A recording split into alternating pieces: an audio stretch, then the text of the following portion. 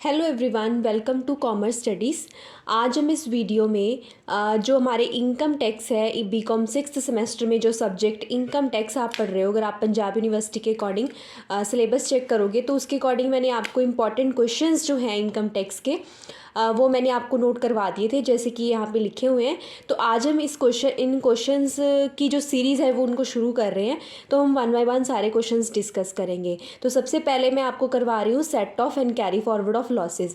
Guys, अगर आप income tax में पढ़ रहे हो और आपके सिलेबस में ये टॉपिक है तो ये 100% श्योरिटी है कि ये क्वेश्चन हम हर बार आता है, चाहे आप किस भी यूनिवर्सिटी के एग्ज़ाम क्यों ना दे रहे हो। बेसिकली मैं यहाँ पे पंजाब यूनिवर्सिटी से रिलेटेड बात कर रही हूँ, तो मैं उन क्वेश्चंस को हम डिस्कस करेंगे। तो फर्स्ट आज हम टॉपिक करने जा रहे हैं वो है set off and carry forward of losses. और इस टॉपिक को मैंने बहुत ही ईजी लैंग्वेज में लिखा है ताकि आपके लिए समझना जो है वो ईजी रहे। ठीक है, तो हम वन बाय वन सारे क्वेश्चंस को डिस्कस करेंगे, लेकिन शुरू मैंने इसी से किया है क्योंकि मुझे पता था कि ये वाला क्वेश्चन जो है मतलब काफ़ी ज़्यादा इंपॉर्टेंट है। राइट, तो जैसे कि यहाँ पे लिखा हुआ है कि फर्स्ट इस तरह से क्वेश्चन आ सकता है आपको कि explain various provisions related to set off and carry forward of losses. Right, तो देखो ये कंटेंट आप खुद पढ़ सकते हो, स्क्रीनशॉट ले लेना इसका। इसके बारे में मैं शुरू से बता देती हूँ कि क्या होता है सिंपल टर्म में ये कि set off and carry forward क्या होता है। Set off and carry forward of losses, देखो इसका मतलब ये है कि हमारे इनकम टैक्स में कितने सारे हेड होते हैं, capital gain, house property, salary, है ना, काफ़ी सारे हेड होते हैं। तो अब हर ज़रूरी तो नहीं है हर एक हेड के अंदर हमें प्रॉफिट ही हो सकता है एक हेड के अंदर हमें प्रॉफिट हुआ हो, दूसरे हेड के अंदर हमें लॉस हो गया हो। तो एक हेड का जो लॉस है, जैसे हाउस प्रॉपर्टी है या सैलरी है, ठीक है, तो इसका लॉस जो है वो हम इसमें से सेट ऑफ कर सकते हैं। ठीक है, एक हेड का लॉस दूसरे हेड के प्रॉफिट में से एडजस्ट किया जा सकता है। या फिर कई बार क्या होता है, जैसे आपका पीजीबीपी हेड है, पीजीबीपी आपका हेड है। राइट, तो पीजीबीपी हेड में क्या है कि आपके दो तरह के बिजनेस हैं, एक ए बिज़नेस है और एक बी बिज़नेस है। अब जो ए बिज़नेस का जो आपका लॉस हो रहा है, सपोज़ वो बी बिज़नेस में से भी तो सेट किया जा सकता है। राइट, तो इस तरह से जब हम एक लॉस को दूसरे इनकम में से एडजस्ट कर लेते हैं तो उसे हम क्या बोल देते हैं, सेट ऑफ बोल देते हैं। अब क्या हो सकता है कि अब कई बार क्या होता है कि उसी साल में किसी भी हेड में हमारा लॉस एडजस्ट नहीं हो पा रहा है। जैसे सपोज़ करो सारे हेड की इनकम प्लस करने के बाद हमारी टोटल इनकम बनी 80,000 और हमारा जो लॉस हो गया वो 1 लाख है, तो हमारा 20,000 का लॉस अभी भी एडजस्ट नहीं हो पाएगा। तो जो 20,000 है हम उसे नेक्स्ट ईयर कैरी फॉरवर्ड कर देते हैं, नेक्स्ट ईयर ले जाते हैं। तो जब हम किसी लॉस को नेक्स्ट ईयर में ले जाते हैं तो उसे हम क्या कह देते हैं, carry forward of losses. Right, तो सेट ऑफ का मतलब है कि उसी साल में वहीं पे एडजस्ट कर देना, और carry forward and set of का मतलब होता है नेक्स्ट ईयर उस लॉस को आप लेके जाओगे बुक्स में और उसे सेट ऑफ करोगे नए जो नेक्स्ट ईयर का प्रॉफिट है उसमें से। राइट, तो आपको बेसिक मतलब समझ आ गया होगा कि सेट ऑफ का मतलब क्या है और carry forward and set of का मतलब क्या है। Right, set of in brief means उसी साल में अगर आपका कोई लॉस हुआ है तो उसी साल किसी और इनकम में से एडजस्ट कर देना, और कैरी फॉरवर्ड का मतलब होता है नेक्स्ट ईयर उस लॉस को आप लिखोगे बुक्स में और फिर एडजस्ट करोगे। राइट, तो यही यहाँ पे लिखा हुआ है कि किसी भी पर्सन की टोटल इनकम सारी हेड्स को कंबाइन करके हम कैलकुलेट करते हैं।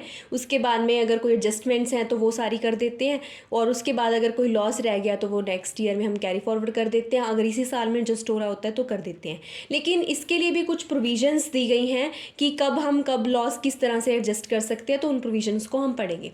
जैसे कि फर्स्ट यहाँ पे लिखा गया है कि सेट ऑफ लॉसेस, दूसरी साइड पे मैंने लिखा है carry forward of losses.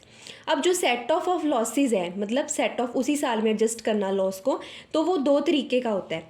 First is with in the head, मतलब एक ही हेड के अंदर। जैसे आपके पास सैलरी हेड है तो सैलरी का लॉस सैलरी में से ही एडजस्ट कर देना। जैसे पीजीबीपी हेड है, पीजीबीपी का लॉस पीजीबीपी में से ही एडजस्ट कर देना। तो इस तरह के अगर same with in the head हम एडजस्ट करते हैं तो हम उसे कह देते हैं इंट्रा हेड सेट ऑफ। और कई बार क्या होता है कि हम एक हेड का लॉस दूसरे हेड में से एडजस्ट करते हैं। जैसे कि पीजीबीपी का लॉस, सपोज पीजीबीपी का लॉस हम क्या करें किसी दूसरे हेड से, सैलरी नहीं, हम वैसे एग्जांपल ले रही हूँ, हाउस प्रॉपर्टी से सपोज एडजस्ट कर रहे हैं तो उसमें क्या होगा, दूसरे हेड में एडजस्ट कर रहे हैं तो वो हो गया आउटसाइड द हेड।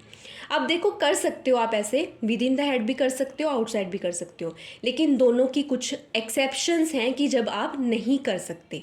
राइट, तो इन्हीं एक्सेप्शंस को आपको एक्सप्लेन करना पड़ेगा। अब मैंने क्या बोला कि हम कर सकते हैं विद इन द हेड भी और आउटसाइड द हेड भी, लेकिन कुछ एक्सेप्शंस हैं जब नहीं कर सकते, उन एक्सेप्शंस को हम अभी पढ़ेंगे, राइट। अब एक्सेप्शंस को ही एक्सप्लेन करना, उनको पढ़ेंगे, और जो कैरी फॉरवर्ड है हम बाद में डिस्कस करते हैं, राइट। पहले इतना पार्ट हम कवर कर लेते हैं। सेट ऑफ में पहले हम करेंगे with in the head, with in the head में हम पढ़ेंगे कौन सी एक्सेप्शन है, राइट। तो देखो यहाँ पे लिखा है सेट ऑफ लॉसेस और with in the head. With in the head मैंने आपको बता दिया, जैसे पीजीबीपी हेड है उसमें दो तरह के आपके लॉसेज हैं, दो तरह के बिजनेस हैं, बिजनेस ए और बिजनेस बी। बिजनेस ए का लॉस आप बिजनेस बी के प्रॉफिट में से अगर एडजस्ट करते हो तो उसे क्या होगा, एक ही हेड तो एक ही है, लेकिन उसी के अंदर आप एडजस्ट करो तो वो हो गया, क्या हो गया, सेम हेड। अब मैंने आपको कहा कि कुछ एक्सेप्शंस भी हैं। एक्सेप्शंस क्या है कि जब नहीं किया जा सकता। कौन कौन से ऐसे केसेस हैं, देखो जो मैं आपको बोलूँगी ना, क्योंकि मेरे लिए सारा एक्सप्लेन करना पॉसिबल नहीं था, मतलब लिखना पॉसिबल नहीं था, मैं जो एक्सप्लेन करूँगी वो आप उसको उसी फॉर्म में लिख सकते हो, राइट। जैसे फर्स्ट है स्पेकुलेटिव लॉस। स्पेकुलेटिव लॉस जैसे कोई सट्टेबाजी वाला कोई बिजनेस है, उस तरह का कोई लॉस है, अगर उस तरह का कोई लॉस है तो उसको आप दूसरे हेड में से एडजस्ट नहीं कर सकते। स्पेकुलेटिव लॉस को दूसरे हेड में से एडजस्ट नहीं किया जा सकता, राइट। दूसरा है सेक्शन 35 AD का लॉस। 35 AD में कुछ बिजनेस डिफाइन किए गए हैं, राइट। कुछ बिजनेस को डिफाइन किया गया है, अगर उन बिजनेस का कोई आपको लॉस होता है तो वो आप दूसरे बिजनेस के प्रॉफिट में से एडजस्ट नहीं कर सकते, राइट। तो आपको सिर्फ ये हेडिंग ही लर्न करने हैं, इसमें कुछ बिजनेस मेंशन किए गए, अगर आप बहुत डिटेल में जाना चाहते हो तो उनके बारे में आप पढ़ सकते हो। Next is long term capital gain, capital loss, right. जैसे देखो LTCG और STCG हमारे दो तरह के गेन्स होते हैं, मतलब long term capital gain, short term capital gain. इसी तरह से लॉस भी होंगे, तो हम यहाँ पे लॉस ही कर लेते हैं, लॉस भी होंगे। अगर लॉन्ग टर्म कैपिटल लॉस है तो उसे हम सिर्फ और सिर्फ लॉन्ग टर्म कैपिटल गेन यानी कि लॉन्ग टर्म प्रॉफिट में से ही एडजस्ट कर सकते हैं। लेकिन अगर हमारा शॉर्ट टर्म कैपिटल लॉस है तो उसे हम लॉन्ग टर्म प्रॉफिट में से भी एडजस्ट कर सकते हैं और शॉर्ट टर्म प्रॉफिट में से भी एडजस्ट कर सकते हैं। आई रिपीट कि अगर लॉन्ग टर्म लॉस हुआ है, हमें लॉन्ग टर्म कैपिटल लॉस हुआ है तो उसे हम लॉन्ग टर्म कैपिटल गेन यानी कि लॉन्ग टर्म कैपिटल प्रॉफिट में से ही एडजस्ट कर सकते हैं। लेकिन अगर शॉर्ट टर्म कैपिटल लॉस हुआ है तो हम उसे लॉन्ग टर्म में से भी कर सकते हैं और शॉर्ट टर्म में से भी एडजस्ट कर सकते हैं। मैं आपको फिर से बता दूं कि आप जो चीज़ें मैंने बोली हैं वही आप यहाँ पे एक्सप्लेन कर सकते हो, राइट। तो ये एक्सेप्शन हो गई कि हम डायरेक्ट नहीं कर सकते। Next is loss from earning and maintenance of resources. अब जो रिसोर्सेज वाले बिजनेस हैं या रिसोर्सेज से रिलेटेड कोई लॉस है तो उसको भी आप दूसरे सोर्स में से एडजस्ट नहीं किया जा सकता।